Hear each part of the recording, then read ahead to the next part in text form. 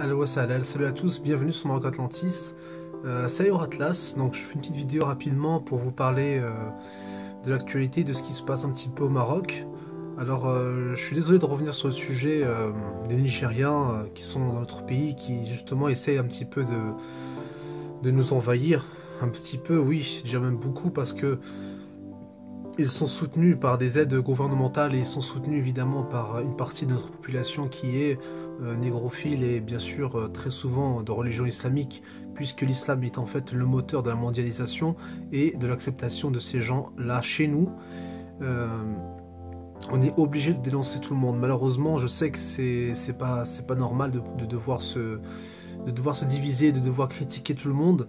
Malheureusement, on est obligé de passer par là. Et en fait, moi, ce que je remarque, en tout cas, nous, chez Maroc Atlantis, ce qu'on est en train d'observer, c'est une radicalisation de certains. C'est-à-dire que, bien sûr, il y a les négrophiles, mais souvent, les négrophiles sont des gens qui le sont par ignorance. Or là, nous assistons à un phénomène tout à fait original, c'est-à-dire que nous avons des gens qui sont négrophiles, mais non pas par ignorance ou quoi que ce soit, c'est vraiment des gens qui sont déterminés à instaurer un Maroc islamique, c'est-à-dire un Maroc qui suit la tracée de l'impérialisme arabo-islamique, c'est-à-dire un monde islamisé. Donc c'est une mondialisation, ce n'est pas une vision de l'islam qui est identitaire, etc.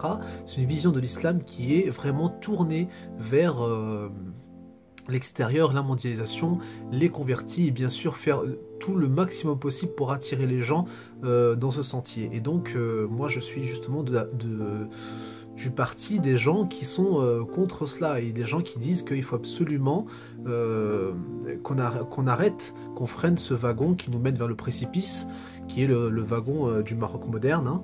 Et en fait, bien sûr, pour pouvoir freiner ce wagon et pouvoir dire aux gens de s'arrêter, de réfléchir 2 secondes aux conséquences d'une telle mondialisation, d'un Maroc transformé en nouveau Brésil, qui deviendrait un peu le Brésil de l'Afrique. Ce serait vraiment un désastre monumental et civilisationnel, surtout parce que évidemment ces nouveaux migrants n'ont pas l'intention d'être des Marocains, c'est-à-dire dans le sens antique du terme, dans le sens éternel du terme, j'ai envie de dire, c'est-à-dire parce qu'il y a le Maroc immuable, le Maroc millénaire, et ça je ne pense pas que ça les intéresse. Donc c'est très important qu'on dise aux gens que ces Nigériens-là n'ont pas l'esprit antique, l'esprit libyque, l'esprit ancestral que nous, en tant que race marocaine, en tant que race atlante, nous avons. Parce que nous les Libyens, que l'on parle des Libyens d'Algérie ou de Tunisie ou du Maroc, tous les Libyens, tous les Berbères, tous les Nord-Africains ont un attachement à leur terre qui est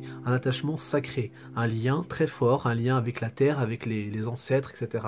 Donc ils ne pourront jamais nous remplacer. Et évidemment, il y a aussi une autre chose, c'est que ces gens-là, en plus de ne pas être des autochtones, bien sûr, ne feront aucun effort pour s'intégrer. Ils disent qu'ils veulent être marocains et s'intégrer, mais la seule chose qu'ils vont intégrer, c'est les papiers, c'est tout. Une fois qu'ils auront les papiers, ils vont profiter au maximum, etc., des avantages qu'il y a chez nous.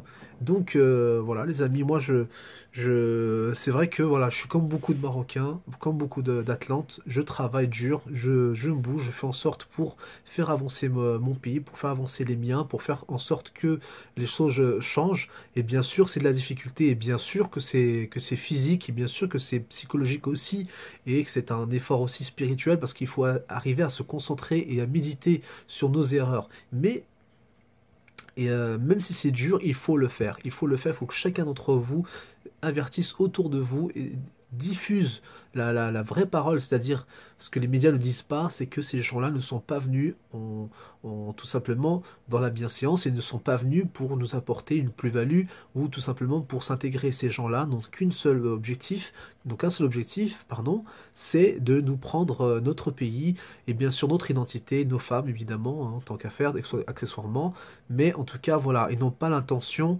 de nous apporter quelque chose, et bien sûr d'avoir un respect de notre tradition, etc. etc. Parce que tout simplement, ce n'est pas dans leur culture, ce n'est pas eux, je veux dire, ils sont différents. Je ne dis pas, je n'ai pas de mépris vis-à-vis d'eux, ils sont comme ils sont, mais en tout cas, ils sont bien chez eux, mais pas chez nous. Donc voilà les frères et voilà les sœurs, tout ce que j'ai envie de vous dire, c'est de vous méfier, et de parler autour de vous, dans vos familles, de ce qui se passe, de mettre en garde tout le monde, tous vos proches, et de leur dire de refuser la négrification du Maroc, la barbarisation du Maroc, parce que quand je dis barbarisation, j'entends bien par là la mondialisation et l'humanisme et tout ce qui fait les valeurs barbares, c'est-à-dire les valeurs, ce que beaucoup d'entre vous appellent occidentales, ce qui n'est pas le cas. Moi, je préfère parler des barbares et des nordiques, parce que je suis désolé, l'Occident, c'est nous. Le Nord, c'est l'Angleterre, l'Allemagne, tout ça, le Nord, la France, c'est le Nord, hein, c'est pas l'Ouest.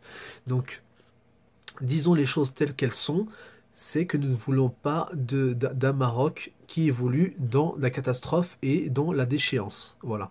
Tout simplement, les amis, il faut absolument que chacun d'entre vous fasse l'effort d'avertir vos proches, d'avertir les gens autour de vous, et de faire en sorte que tout le monde se réveille, tout le monde prenne conscience que non seulement il faut réinvestir au Maroc, non seulement il faut défendre nos terres, il faut les cultiver, il faut tout faire pour vraiment renouer avec nos racines et avec notre terre, tout simplement. Tout simplement, je ne sais pas comment vous dire, c'est pas un message compliqué, c'est un message très simple, il faut juste que chacun prenne conscience du danger et de l'ampleur de la chose. Après, évidemment, la réponse, la solution est très très simple.